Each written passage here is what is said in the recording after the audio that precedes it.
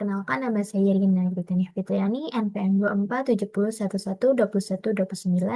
Di sini saya akan membacakan PPT yang telah dibuat oleh kelompok 5 yang berjudul Analisa Regresi, Mata Kuliah Statistika dan Probabilitas. Dosen pengampu Bapak Ramadan MPD. Pembahasan pengertian analisa regresi. Analisa regresi adalah teknik statistik yang digunakan untuk meneliti hubungan antara satu atau lebih variabel independen X terhadap variabel dependen Y.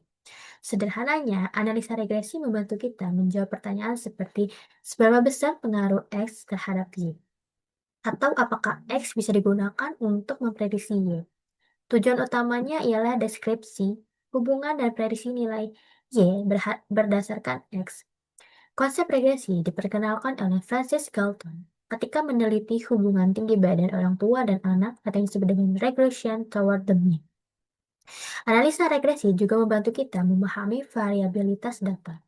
Dengan menggunakan analisa regresi, kita bisa memisahkan variasi yang bisa dijelaskan oleh variabel independen dari variasi yang bersifat acak atau noise. Oke, di sini ada jenis analisa regresi. Yang pertama ada regresi linear sederhana, melibatkan satu X dan satu Y dengan hubungan linear. Rumusnya ada Y sama dengan betanya ditambah beta 1 kali X ditambah epsilon. Contohnya ini ada pengaruh jam belajar terhadap nilai ujian. Setelah itu ada regresi linear berganda, melibatkan beberapa variabel X. Rumusnya ini ada Y sama dengan betanya ditambah beta 1 kali X1 ditambah beta 2 kali X2. Dan seterusnya sampai beta K kali X K ditambah epsilon. Terus itu ada regresi logistik. Untuk variabel dependen bersifat kategorikal, atau yang disebut dengan binar. Rumusnya ini ada logaritma dari P dibagi 1 minus P sama dengan beta 0 ditambah beta 1 kali X1 ditambah beta 2 kali 2 dan seterusnya sampai beta K kali X K. Contohnya ini memprediksi risiko gagal bayar atau kesembuhan pasien. Setelah itu ada regresi polinomial. Digunakan untuk hubungan non-linear dengan menambahkan pangkat X2, X3, dan seterusnya. Contoh, hubungan suhu oven dan kualitas roti.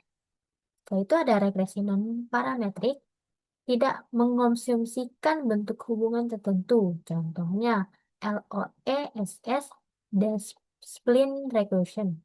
Cocok untuk pola data kompleks.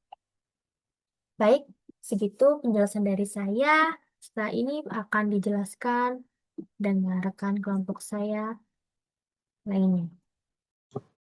Nah, teman-teman, selanjutnya di sini saya akan menjelaskan ke bagian berikutnya tentang makalah kami berjudul analisa regresi tadi. Nah, di sini yang akan saya jelaskan adalah cara kerja dan interpretasi daripada analisa regresi itu sendiri.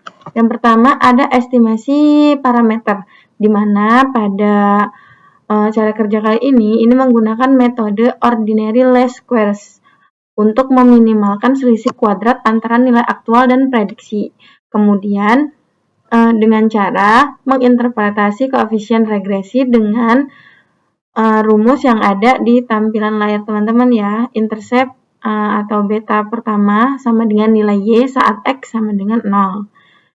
Terus ada lagi ketentuan yang kedua, di mana koefisien beta itu sama dengan perubahan rata-rata Y jika X berubah satu satuan.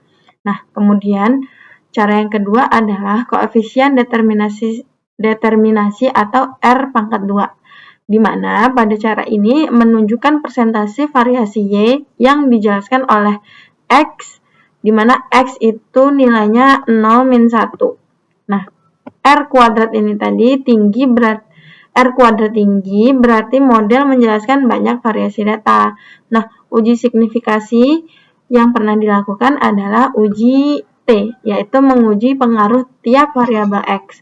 Kemudian ada juga uji F, di mana pada pengujian kali ini untuk menguji pengaruh model secara keseluruhan.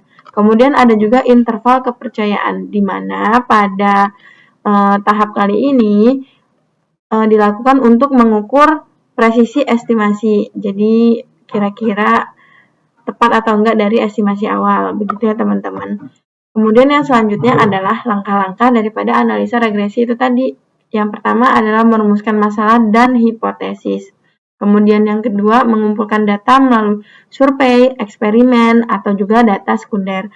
Kemudian yang ketiga ada eksplorasi data awal, di mana pada langkah-langkah ini mencakup kayak misalnya kita cek outlier atau missing values atau juga korelasi. Kemudian ada yang keempat yaitu pemilihan variabel, di mana pada langkah kali ini itu biasanya menggunakan teori atau metode statistik seperti stepwise. Kemudian yang kelima, estimasi model, di mana pada tahap kali ini itu menggunakan software statistik yang biasanya seperti softwarenya tuh SPSS atau Python. Tapi yang paling sering digunakan itu SPSS sih. Kemudian yang keenam, ada evaluasi model dengan R⁻2 tadi atau R kuadrat. Bisa juga dengan uji T atau uji F, serta juga bisa dengan analisis residual. Kemudian yang terakhir ada interpretasi hasil sesuai konteks dan keterbatasan data. Nah, penjelasan selanjutnya akan diteruskan oleh teman saya.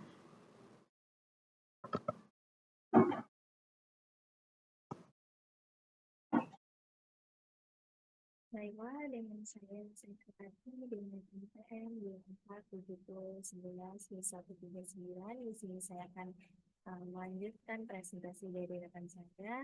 Saya akan menjelaskan tentang penerapan analisa regresi. Dalam penerapan analisa regresi ada 6 bidang. Yang pertama dalam bidang ekonomi dan bisnis, yaitu untuk memprediksi penjualan, permintaan, dan risiko kredit atau kredit scoring. Yang kedua dalam bidang kesehatan, yaitu untuk menganalisis faktor risiko penyakit, hubungan antar dosis obat dengan respon pasien. Dalam bidang yang ketiga yaitu bidang pendidikan, untuk menganalisis faktor-faktor yang mempengaruhi prestasi dan kelulusan siswa. Dan bidang yang keempat yaitu bidang teknik dan manufaktur, untuk mengoptimalisasi proses produksi, pemeliharaan prediktif mesin. Yang bidang yang kelima yaitu bidang lingkungan dan pertanian, untuk memprediksi polusi hasil panen berdasarkan pupuk, cuaca, dan tanah. Bidang yang keenam yaitu bidang ilmu sosial dan psikologi, untuk menganalisis hubungan antar variabel perilaku, kepuasan hidup, atau resiliensi mental. Selanjutnya yaitu asumsi-asumsi dasar regresi. Yang pertama ada linearitas, yaitu hubungan antara X sampai Y yang harus linear. Ya, yang kedua independensi, yaitu observasi harus bebas. Yang ketiga ada homoskedastisitas, yaitu variasi residual konstan.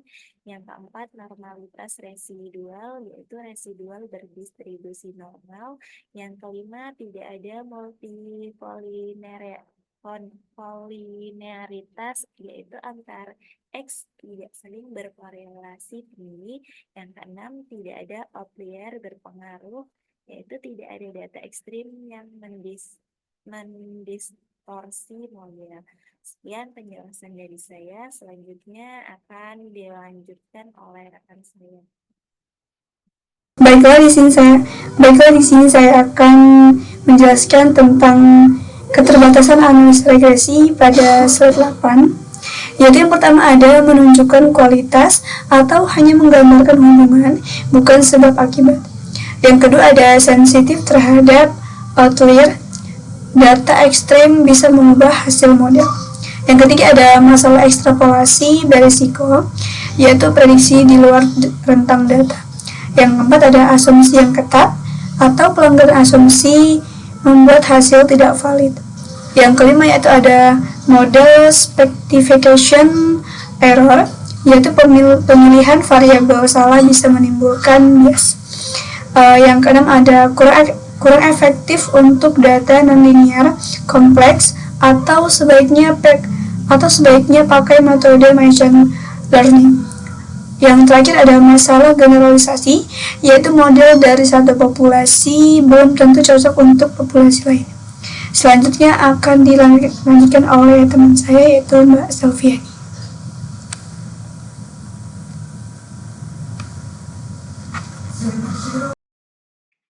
Assalamualaikum warahmatullahi wabarakatuh. Perkenalkan, nama saya Selviani, NPM 2470112085. Di sini saya akan melanjutkan presentasi tentang analisa regresi, yaitu di sini ada tips praktis. Yang pertama ada pahami dan eksplorasi data sebelum analisis. Kedua, jangan hanya fokus pada nilai R kuadrat, perhatikan signifikan dan logika model. Selanjutnya, selalu cek asumsi regresi, gunakan pemahaman teori dan konteks data, hindari p-hacking atau memilih hasil hanya karena signifikan. Validasi model dengan data baru atau cross-validation.